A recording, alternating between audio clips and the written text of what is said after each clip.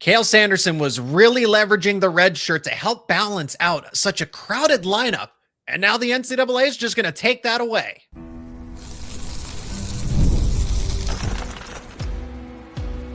You are Locked On Nittany Lions, your daily podcast on the Penn State Nittany Lions. Part of the Locked On Podcast Network, your team every day. He is Jeff Byers, the voice of Penn State Wrestling, the expert himself. My name is Zach Seyko, your host of the show as always, and thanks so much for being here as we are talking Penn State Wrestling, Nittany Lion Wrestling Club also, because we're going to talk about the World Team Trials as a number of Penn State affiliated wrestlers are all in one weight class. Zain Retherford joins the action, but we got to get to the NCAA is getting ready to vote on this 5-for-5 rule. It's no longer just speculation. Okay, what could it do?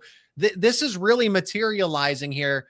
And I mean, it's more than just, it's throwing a wrench into Penn State's plans. It's throwing them a curveball. It's throwing everybody a curveball. But the way that Cael Sanderson and Penn State had this mathematically playing out to balance PJ Duke in the lineup and Marcus Blaze and other, we're going to get through all of it here.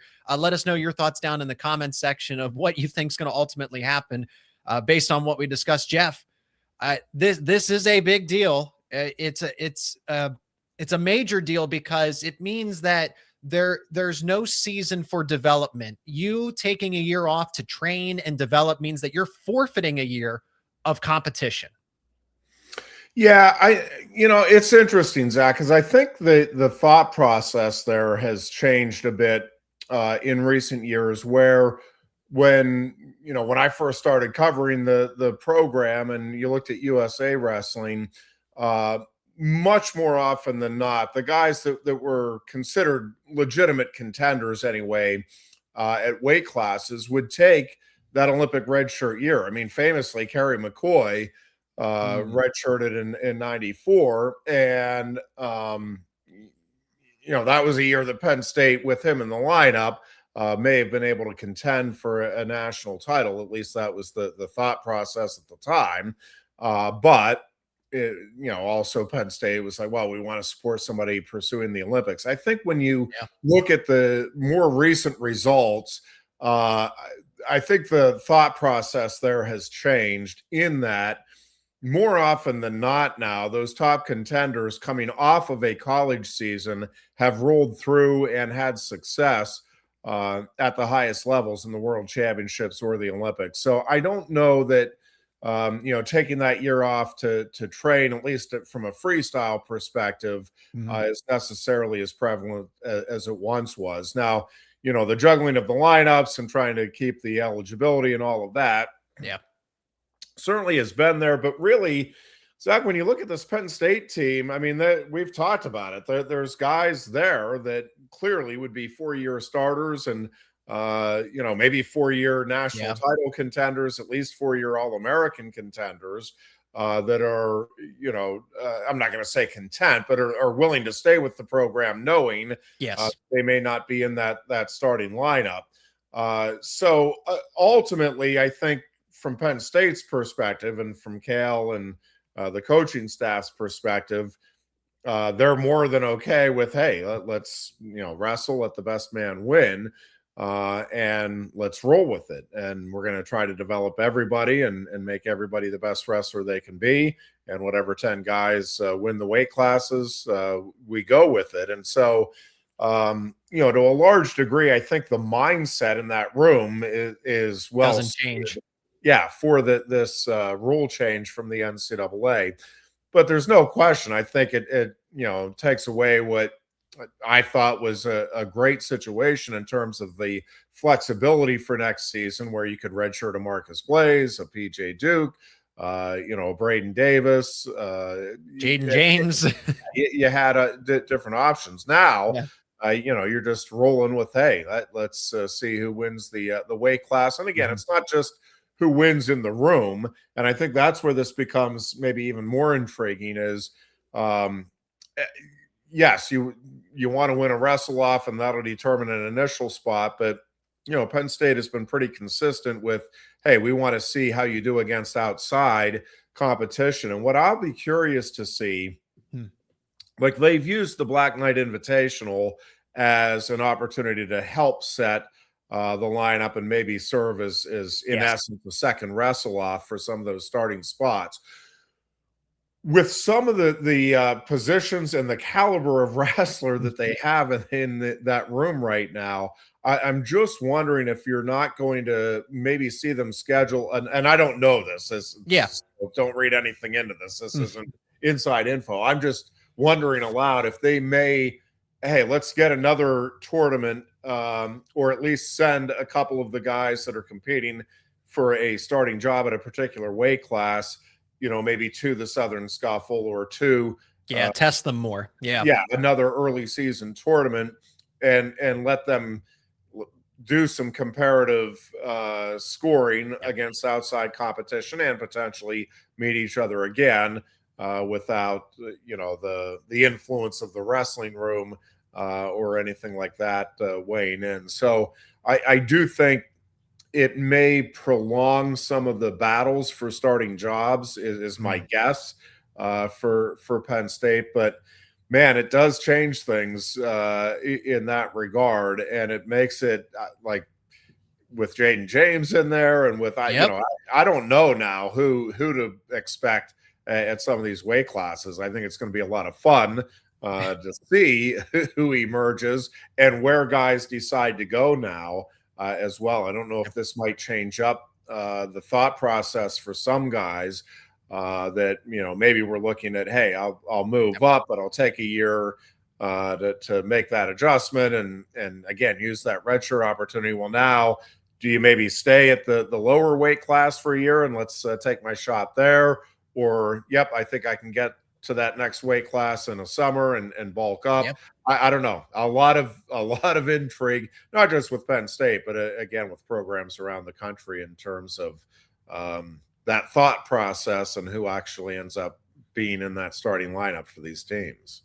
Yeah, it affects Penn State the most because they just have the most talent that can start and contend at these spots. There's not eventually when the dust settles, we'll know, okay, this guy's a starter and this guy's a starter, but it's really close. And it's why we can have these lineup debates. And to your point about it's changing the mindset and the planning for some of these wrestlers, the first person that comes to mind immediately is Jaden James. James, who at 157, 165, 174, he could go at all three. He's currently, and he's going to wrestle at 74 kilos, which is 163, which we'll talk about in the World Team Trials preview later on. But at 165, okay, let's assume, just for the sake of it, as we start to pivot to the lineup battles here, Jaden James, is he going to go after Mitchell Mesenbrink's spot at 165 if we assume he stays there? I assume he stays there. So 174 is open. Do you want to take the risk that, well, you have that red shirt so you can fall back if it doesn't work out right away at 174, if that's too much of a bulk? But now you might have to cut down to 157 and try your hand against Tyler Kasak, Joe Sealey, or do you want to take the risk, right? Going all the way up there. So that's and that's just one example. We've seen PJ Duke start to add the weight on. Does he go up to 174? I imagine he does. Yeah, I don't know. It is logically it makes sense to me. If Mitchell's going to stay at 165, that's kind of that's the core of the argument. Yeah, it's just such an interesting dynamic to have thrown in. And I also don't know. I mean, I really haven't talked to anybody yet about I don't know from an athlete's perspective, like is the mindset that, hey, yeah, if I'm an elite guy, I should be a 5-year starter, or are you comfortable with, hey, I'm still like a 4-year starter is still a big deal. It's not a bad thing. Yes, at a program like Penn State or Oklahoma State. And that, it may vary with from athlete to athlete in terms of how they view that. But, it certainly does change things because obviously I think most were looking at James as the heir apparent to Mesenbrink, but knowing that he'd have that year to work with his tutelage and precisely get into the program and be able to focus on academics and that transition and all of those things. And now it's just, let's roll it out and see where we go. And yeah, a lot of these kids are going to have decisions to make. I don't want to. I want to use all of my eligibility if I can, and so maybe you have some guys trying to cut more than they normally would, or trying to bulk up more than they would in a given off season, just to try to make the lineup and make this thing work. It is going to be fascinating to see how it plays out, because it really does change, both from coaches and athletes. I think how they kind of view the opportunities and how not just the upcoming season, but the next several years should play out. And I think you're going to have a lot of guys trying to strategize about where their best opportunity is going to be in the lineup. And again, when we're talking about elite guys, I mean, guys that could be 5-time national champions, but are going to have a tough time cracking the lineup here at Penn State. The spots that are the most contested: 133, 141, 57, 65, 74. So big picture, we're going to talk about just the starting point here as we got to Jaden James and PJ Duke, but what these weight classes could look like next season. That is coming up next here on Locked On Nittany Lions. Today's episode is brought to you by Wayfair. Your outdoor space should feel like you. It's one of those spots that you keep meaning to fix up, but never quite got around to it. That's where Wayfair comes in.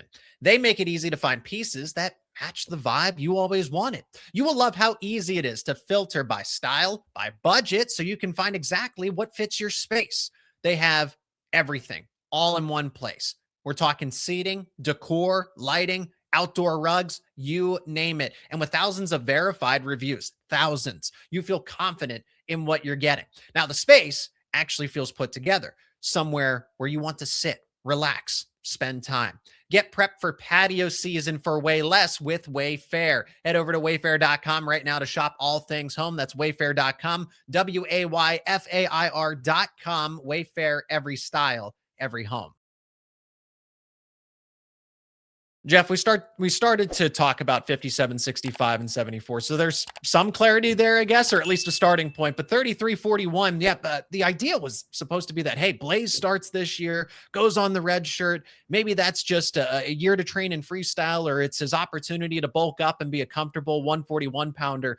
But again, if you're Marcus Blaze, if you're PJ Duke, Jaden James, anybody, I'm naming those names primarily from the most recent recruiting classes, but how do you tell somebody you should take a year off for the sake of the lineup and lose a year of competition, lose a year at an NCAA title when Blaze was a top pound for pound recruit? Duke was a top pound for pound recruit. And that's just difficult at that point in time. But at 133, 141, this also gets really interesting now because Masanosuke Ono is a part of the mix, is a part of the equation, but he was never there first and foremost for folk style. He was there to train and be a great addition to the room, just to elevate. And we've seen it. Luke Lilledahl beats Spencer Lee, right? Marcus Blaze is more on top of his game in freestyle and is into Final X. So you can see the Masanosuke Ono effect among the lightweights there. And it kind of begs the question now, with competition now more so at a premium where you have to sacrifice a year. Do we even see Ono at 33 or 41? Because that's not what his primary I guess interest was when he came to Penn State. Yeah, I mean, obviously he's going to compete for it, and we'll see. He's obviously a special athlete, but this is the thing, Zach. This room is loaded with special athletes at all of the weight classes, and it's when you start to say some of this stuff out loud, where it's like, well, do you know for sure that a PJ Duke, for crying out loud, can crack the starting lineup? Again, do I think he will? Yeah, I do. Is it a certainty? No. And same thing with Marcus Blaze.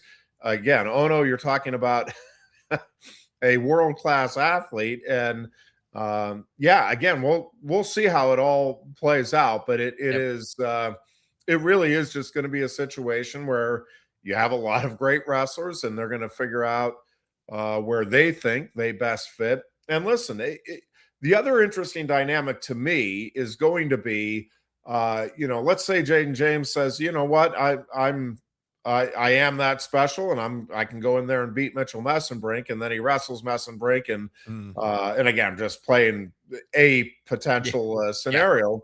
Yep. But doesn't win that wrestle off. Well, all right, I want to be in the lineup, so I'll move up to 74, or I'll move down to 57 and take my shot there. And so, that is going to be interesting to me as well. If, again, just play it out. If Blaze and Ono both want that 133-pound spot and they wrestle off as the loser, just say, all right, well, let me go up to 41 and take my shot there. And again, up and down the lineup, you may have those types of situations play out. And, a lot of those guys are good enough that they can probably go win a national title at either of a couple multiple of spots, different weight classes. So, yeah, it's, I don't know. It is just tough to get your head around, at least for me. Just you get used to something, and then this is just the way it works. I think overall I like it. I like the idea, but it is going to take some getting used to, and certainly in the immediate future, it really does add a level of complexity. While it simplifies things, as you said, on one hand, it does also add a level of complexity in terms of trying to keep that room happy and engaged and all of those things. It's a little easier when you have a year to play with versus it's everybody's in the same boat here, and you're all competing every year to be in that starting lineup. I mean, give or take 5 wrestlers for 2 spots at 33 and 41. Ono, Blaze, Nate Desmond, Braden Davis, and I'd throw Sam Herring in there as well. So that's you'll have your favorites, right? And it's the same thing at 57, 65, and 74 for the most part. I've said that Mitchell Mesenbrink kind of has the most power in this equation, even before the red shirt rule change potential, because him going at 65 or 74 has vastly different results as far as how the lineup dominoes would fall at those middle to upper weights. And this is, I guess we can kind of join the World Team Trials preview part of this here before we go even deeper in the upcoming segment, is that you're going to see Joe Sealey, Jaden James, and PJ Duke all at one weight class. And now that's not going to decide anything, and it's freestyle versus folk style. I totally understand that. And I think I'm in the boat that I think PJ Duke is only wrestling here because there's no 79 kilo spot. It's uncontested because Haynes and Marsteller are there. I fully expect Duke to continue to go up because that was the expectation anyway. Haynes did it. He went up 2 weight classes, right? So it's not crazy to think that Duke could do it and still be very effective. But at 57, right? Joe Sealey has been phenomenal, at least in this freestyle circuit, to defeat the likes of David Carr and to go on the run that he did. It leads me to believe that Joe Sealey is much more of a factor in the lineup equation going into this season, probably at 57, because I think that gives him the best chance overall, but that it's just not a guarantee that Tyler Kasak's going to go right back into the lineup at that spot with the way that Joe Sealey is starting to tap into his potential. Yeah, no, there's no question. You don't defeat David Carr by accident. That's no. And again, it's on one hand, from a coaching perspective, I think it's a wonderful problem to have, a wonderful situation to have. On the other hand, again, it is tough when you're, they obviously get to know these kids and their families, and they're very supportive, and you want all of them to be able to realize their dreams, and that's obviously never going to be the case when you have a room full of more than just starters with any organization, any team. But it is tough when you see guys that are elite, that are putting everything they have into the sport, that are doing things the right way, living the right lifestyle, all of the things we talk about, and yet not able to get the reward that you would expect them to be able to get in what I'll call normal circumstances, where you don't have the super team that Penn State has been able to put together. And that's just 57-65. Again, Mesenbrink kind of, he is what he is, right? There's not as much debate with him because he's just continued to dominate. And him taking this time off to rest, recover, right? This might be physical, this might be mental. I know it's burning him that he can't be out there for the U.S. Open and the World Team Trials, but it might be necessary in the scheme of things for him to be back and better than ever. But 74 just can be as complicated there. And we're going to see it on full display with PJ Duke, Jaden James, and Joe Sealey all in one weight class. Other guys wrestling at World Team Trials. Zain Retherford is getting in the mix at 70 kilos. Connor Mirasola bumping up to 125 alongside his twin brother. Could we see that matchup actually go down at World Team Trials? We're going to preview the tournament in full to finally set the final X matchups. That is coming up next here on Locked On Nittany Lions. Today's episode is brought to you by Indeed. Workplace chaos, deadline stacking up, your inbox is overflowing, and the one position that you have to fill is still sitting open. When the pressure's on and you need the right hire, this is a job for Sponsored Jobs. Indeed, Sponsored Jobs helps you reach the people who actually fit what you are looking for, whether that's skills, experience, maybe it's location.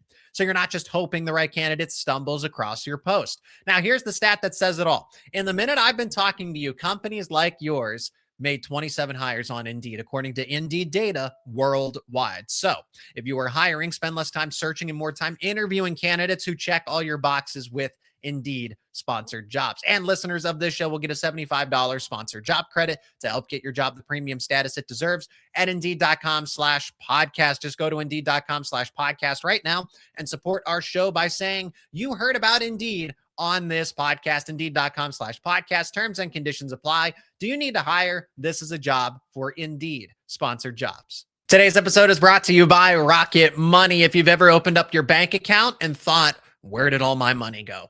You are not alone. Keeping track of subscriptions, spending, and bills can get overwhelming fast. That's where Rocket Money comes in, helping you take control of your finances all in one place. It tracks all of your subscriptions in one spot and can help you cancel the ones that you do not need with just a few taps. It automatically categorizes your spending so you can actually see where your money is going. And you can set budgets, get alerts, and stay on top of upcoming bills. It just makes everything feel more organized and gives you a clearer picture of your finances day to day. Rocket Money is a personal finance app that helps you find and cancel unwanted subscriptions, monitors your spending, and helps lower your bills so you can grow your savings. Let Rocket Money help you reach your financial goals faster. Join at rocketmoney.com/lockedon. That is rocketmoney.com/lockedon, rocketmoney.com/lockedon. We know some of the Final X matchups. We know some of at least most of the Final X wrestlers. Again, Luke Lilledahl in at 57 kilos, defeating the likes of Spencer Lee. That's something you wouldn't expect to see every time, but Lilledahl continued to close the gap. Marcus Blaze in at 61 kilos to Final X. And then we know about Levi Haynes at 79 kilos and Kyle Snyder. I shouldn't pass over Kyle Dake at 86 and then Kyle Snyder at 97. So you got to solve some other spots there. Is Spencer Lee going to get most likely a rematch there with Luke Lilledahl? And then at 61 kilos, you have Ben Davino, you have Jax Forrest, Aaron Seidel enters in 70 kilos. Zain Retherford is getting there, trying to get in there with the likes of Landon Robidoux coming off of an NCAA title. Caleb Henson. That class is still loaded to try to challenge a Bridge Lovett who ended up winning there. 74 kilos, Jeff. I think that's by far the most interesting one, the most entertaining one, because it is loaded. David Carr, Quincy Monday, Evan Wick, Jaden James, Joe Sealey, PJ Duke, Mikey Caliendo is entering in this time around. Jarrett JQs is going back in there. And that's the thing. Joe Sealey was able to get some upset wins over he said, I belong here. So he probably didn't see them as upsets, but wins over David Carr and Cam Amin. And I know Evan Wick is going down a weight class since 79 is uncontested. That's impressive that he's making the weight cut to get there. And then 125 absolutely loaded as well. Guys like Greg Kirkfleet, Connor and Cole Mirasola, right? The twin brothers, Mason Paris, Kobe Merrill, who impressed at the U.S. Open despite not winning, Tay Gadali. So Jeff, I think it's fair to zero in on 74 first here. Wanted to give a big picture overview for the World Team Trials for more than just the Penn State wrestling fans themselves that are tuned in. How do we see 74 going here? Is it still David Carr by default until kind of more proof comes that he is vulnerable and he does lose matches here and there? Yeah, this is going to be, to me, just fun as a fan to sit back and watch, because I think there's, probably at least 5 or 6 guys that you could name as, hey, I think this guy's going to win. And I think you could put a pretty reasonable argument together for why that person should ultimately prevail. It's, I think it's going to be a lot of fun to watch. It'll be interesting to see if the Penn State teammates now end up meeting along the way, which presumably will happen at least once, if not a few times over the course of the tournament. And, it'll be interesting to see not just obviously who wins the spot for Final X, but it is going to be interesting to me to see kind of the pecking order then as well, to see just kind of how that weight shakes out. And again, I think it's one of those things, and you can probably say this about a lot of wrestling tournaments and a lot of weight classes. I think regardless of how it goes next weekend, and obviously that's when it matters, and that's what's going to be important. But I think if you wrestled the exact same guys a week later, you might get entirely different results. And then a week after that, again, I mean, I don't think there's a lot separating those top 4 or 5 guys anyway in the weight class. Going in, it's hard to bet against PJ Duke to me, given what he has done. But again, it's going to be, you could certainly say the same thing about David Carr. Obviously, Joe Sealey coming off not just beating Carr, but beating the guy that beat Carr earlier in the tournament as well. Sealey certainly has a strong case to be made. And, James obviously is just a phenom. And we've seen a lot of these young phenoms, including the aforementioned couple of guys, have tremendous success even before they get to the college level. Like Jax Forrest and PJ Duke a year ago. So, it's again, get the popcorn buttered up and let's just watch and enjoy it, because it is going to be a lot of really top-notch wrestling. And I think the strategy part of it is going to be fascinating to watch with some of those matchups as well, in terms of, how the experience may or may not factor in to some of the results, how guys use the edge of the mat, how they time their shots, all of the things that come into play. It's going to be fascinating. So getting through at 74 kilos was key at US Open, because this, if you survive that, you kind of say, that's just a major load of pressure off of your shoulders. You get to enjoy it yourself and wait for the guy who ultimately emerges from this crowded group. Jeff, your thoughts on Zain Retherford here? Were you surprised that he jumped into World Team Trials, or just knowing Zain, he's just never out of the competition? As much as he goes into coaching and other aspects of life, there's still always, you can always still expect Zain Retherford to be ready to go at any point in time for these competitions. Yeah, I think he just had the competitive itch, and seeing what he's doing in the room and going with these guys.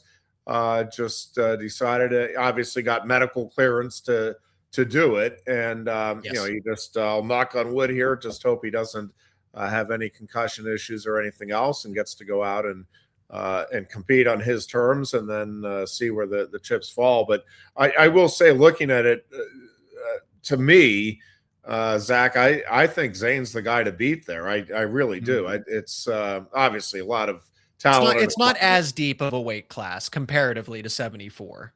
And I just think his experience, his power, his competitiveness, all of those things, I expect he'll at least do very well. But I won't be at all surprised if he ends up winning them.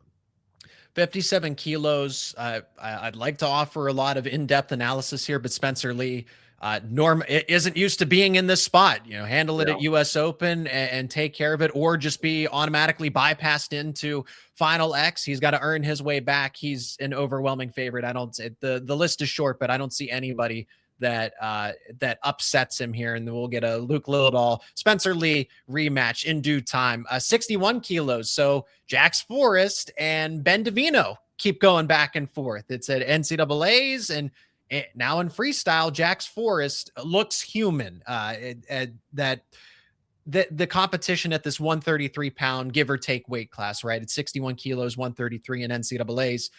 Is just so, again, it's Marcus Blaze today, it's Jax Forrest another day, it's Ben Davino on another given day. So I don't, and Aaron Seidel is now entering himself at World Team Trials. So between those three, I have no read as far as who ultimately emerges there.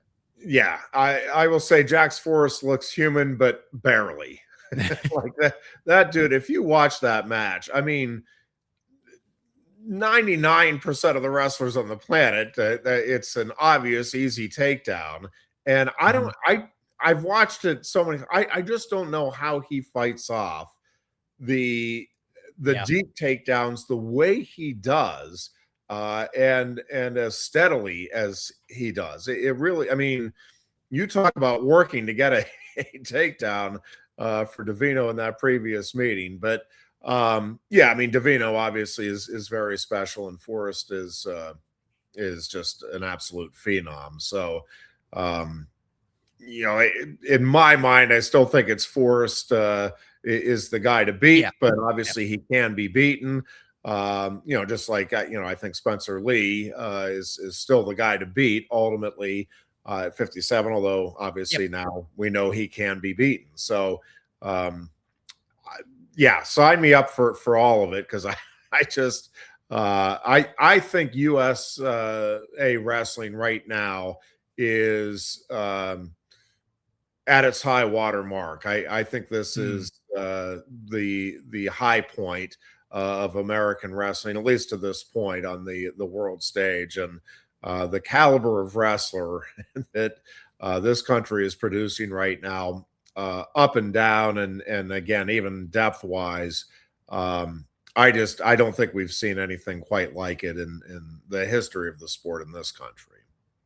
And then we'll wrap up 125, the heavyweight, equivalent to give or take 275 pounds here. Loaded group. Wyatt Hendrickson is into Final X after winning at U.S. Open. You have both the twins, both Mirasolas, Cole and Connor. Connor going up because 92. I don't see that as, is he moving up to heavyweight? Is he making an intriguing move to challenge his brother? No, this is 92 and 97 are uncontested. So I think this is hey, let me use this as an opportunity to get myself better, get some other extra practice reps in, and wrestle other guys that I don't normally get to wrestle with on a competitive, on a non-practice type of stage. But Mason Paris, Colby Merrill, I thought Colby Merrill was going to ultimately, just the way that he was wrestling and how dominant he was, showed that not quite. You're still a newcomer here onto the senior level, but if it's something like Mason Parry, I just wouldn't. Let me say this: I would not be surprised if Kobe Merrill ultimately wins.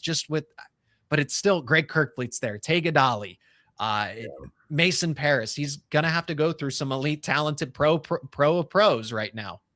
Yeah, no, it's another deep field, and as you said, we have some more guys maybe coming into it just because of the situation with Final X. So, Wyatt Hendrickson is looking awfully good to me right now. But yeah, there's a lot of really talented guys there, and again, it's who shows up in a given match, and sometimes it's just it's somebody's day, and somebody else is just a little off, and there's no way to necessarily predict it from one tournament to the next. And that is where we will wrap things up on an in-depth Locked On Nittany Lions, talking folk style, talking freestyle as well.